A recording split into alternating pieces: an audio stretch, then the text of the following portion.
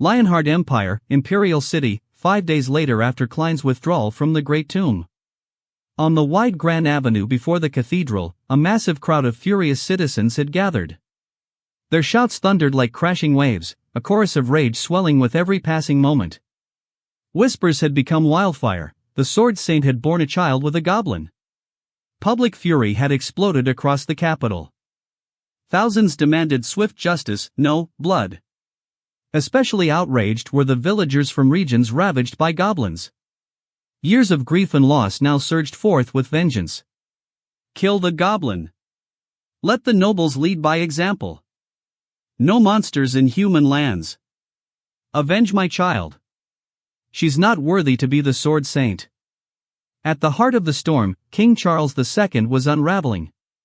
Exhaustion clung to him like steam from a boiling pot. Rage consumed him as he stormed toward the Sword Saint's residence. This is madness. We haven't even solved the goblin crisis, and now this. A nun trailed behind him, her voice hushed but desperate. Your Majesty, she's torn between the people and her own child. She needs your guidance. Please, help her choose the right path. Charles II had not slept in days. His face had aged under the weight of his crown.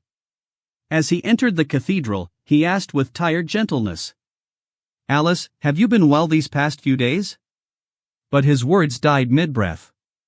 In the corner of the room, a small goblin rode a wooden horse, joy lighting his tiny face. He clutched a little sword, waving it with innocent glee. Nearby, Alice tended to him gently, brushing his hair with quiet affection. The king stood frozen, unable to fathom what he was seeing. Because of a goblin, she's changed this much? A pang of regret twisted in his chest. If only I'd acted sooner, maybe it wouldn't have come to this. Then came the cold hiss of steel. With a sharp ring, Charles II drew his golden sword.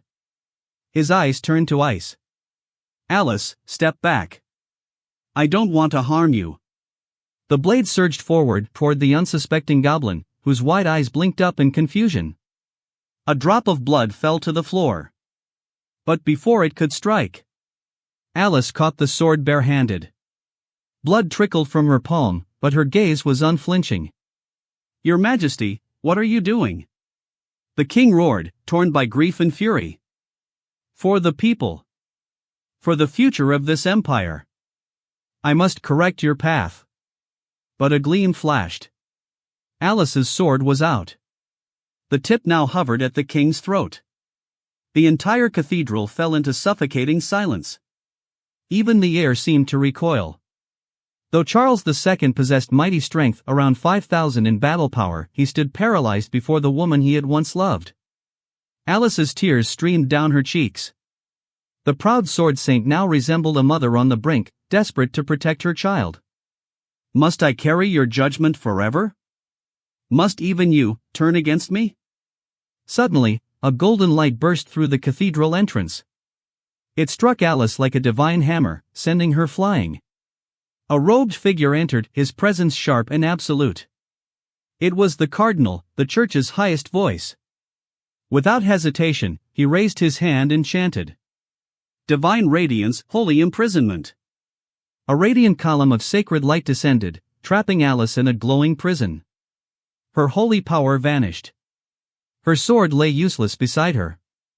The king turned away, his face twisted with turmoil. Without a word, he walked toward the exit. As he passed the cardinal, he murmured. She's in your hands now. I can't do it. Not when I look at her. Alice collapsed to her knees, tears bursting forth. No, don't kill him. I'll bear the punishment. Just don't take everything. I've already lost my divine grace. The cardinal gazed at her coldly, unmoved. The Lord did not forsake you. You turned your back on him. Then he turned to the goblin. I'll deal with this creature. The child looked up, blinking with confused innocence. The cardinal didn't flinch. To him, standing above law and mercy, this was merely duty. A golden beam pierced the goblin's head. Alice's scream tore through the cathedral.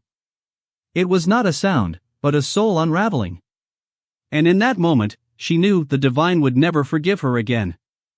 Outside, the sea of protesters still roared. Kill the goblin. The saintess is no longer fit for the sword. She raised a goblin? Disgusting. She's fallen. I used to admire her. Now she's filth. Their cries boomed like a storm over the square. Then Charles II emerged from the cathedral, his expression grim. In his hands was the goblin's lifeless body. As he reached the grand staircase, silence swept over the crowd. All eyes locked onto the corpse. He dropped it before them like a discarded relic. And then the square erupted again. Finally. It's over. What about the saintess? Is she dead too? Good. Let her rot. But Charles II's voice cut through like a blade. You wanted an answer. Here it is. From this day on, anyone who insults the sword saint will face punishment. The crowd froze. Mouths shut. Words vanished. He turned and walked away, shoulders heavy with guilt. Even he could no longer predict who Alice would become when she awakened. The following day, Charles II sat alone in the royal sanctuary, drowning in remorse. Then the Holy Mother burst in, breathless and panicked. Your Majesty! Alice, she's gone. The king leapt to his feet, frantic. What? It was a disaster unfolding beyond control. If anything befell the sword saint, it wouldn't just be his heart that broke, the entire kingdom could fall with her. Meanwhile, Klein's forces continued their retreat from the Great Tomb. Back in the Goblin lands, a terrifying transformation was underway. A berserk goblin writhed in agony on the ground. Master! I think I'm evolving. His bones cracked and reformed as smoke rose from his skin. Flames licked his body, but he didn't burn. Instead, new skin grew dark purple, veined with glowing blue webs. From 4 arms, he now had 6.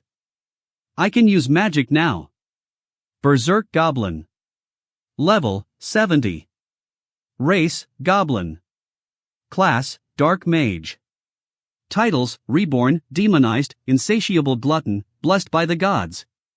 HP, 2000. Strength, 501. Defense, 540. Combat Power, 3100.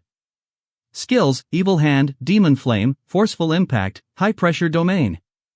Equipment, none. Nearby goblins grumbled enviously. What's so great about that? We want more meat too. Level 70 sounds nice. Lin Tian lounged on a rock, amused. The forest is full of prey. Hunt, gain experience. Or do you want to be useless forever? One goblin mumbled, but it's dangerous out there. Flames surged around Lin Tian. And you think I live in safety? Right. Got it. We'll hunt. Please don't roast us, Master. The berserk goblin stepped forward, burning with eagerness. Master, let me guide them. I feel power inside me that's ready to explode. Lin Tian scoffed. Food isn't free. The provisions are for the young, to keep them from being eaten before they grow teeth. Just as the group prepared to depart, a familiar shadow swept across the sky. It was the falcon. He landed and grinned awkwardly. Lin Tian, I brought someone. A lord I'd like you to meet. Lin Tian raised an eyebrow. More allies? Good. If I ever offend someone strong, I'll need some bodies to throw in front of me. The falcon nodded. He's right behind you. Lin Tian turned, and there it was. A 3-meter-tall creature, like a golden-scaled lizard from a superhero film, loomed behind him. Its scales glimmered like treasure, its gaze locked on the human enclosure with ravenous hunger. Its tongue flicked through the air, seeking scent. Lin Tian quickly opened his interface. Golden mane lizard. Species, demi-human. Level, 88. Combat power, 3990. This lizard's strength isn't all that impressive. Though Lin Tian did ask if the Lord had any interest in humans. If you enjoyed the video, don't forget to like and subscribe so you won't miss any updates.